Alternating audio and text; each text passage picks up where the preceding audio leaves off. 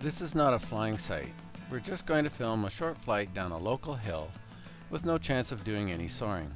This is known colloquially as a sledder.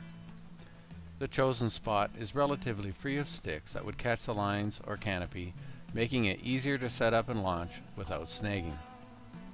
Prevailing winds for here go in the exact wrong direction, or over the back, so a very calm day has been chosen. Fortunately, there are occasional puffs of wind upslope, and one of these will be used for the launch.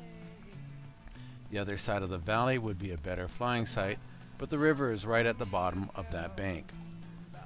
Setup is straightforward. The wing is pulled out, checked over, and set up facing into the wind. The lines are then cleared and checked for damage. The harness and straps are also given a thorough inspection. This is a very important part of any flight, and a lot of care is put into getting properly prepared. All the gear is checked over. Here you see him untangling the lines. There's a lot of them, and they might look bad, but they actually come clear quite easily.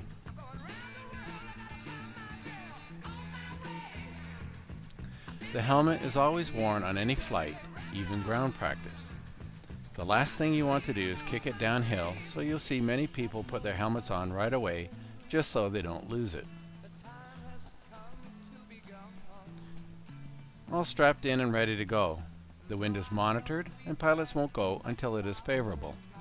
There's not much wind, but I'm going to do a reverse launch anyway because I don't like forward launches. A lot of the hill was used up in getting airborne, but there's plenty of height left to clear the snow fence at the bottom, so I sit back in the harness as the hill drops away beneath me. Notice I take an extra wrap on the brake lines. That's because the elevation here is about 4,000 feet above sea level, and even though the air is cold, it is still thinner than at the coast, and I want to do a deep flare for a soft landing. Ground coming up, feet going down. Just in time. A typical controlled paraglider landing in spite of the snow. Now the mundane part of packing up and walking out begins.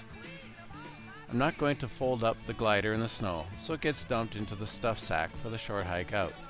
This only takes a minute.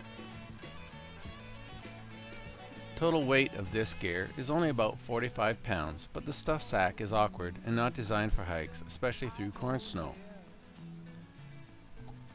It's a nice winter day in Calgary and too warm for the jacket, so it goes in the stuff sack as well. See you next time.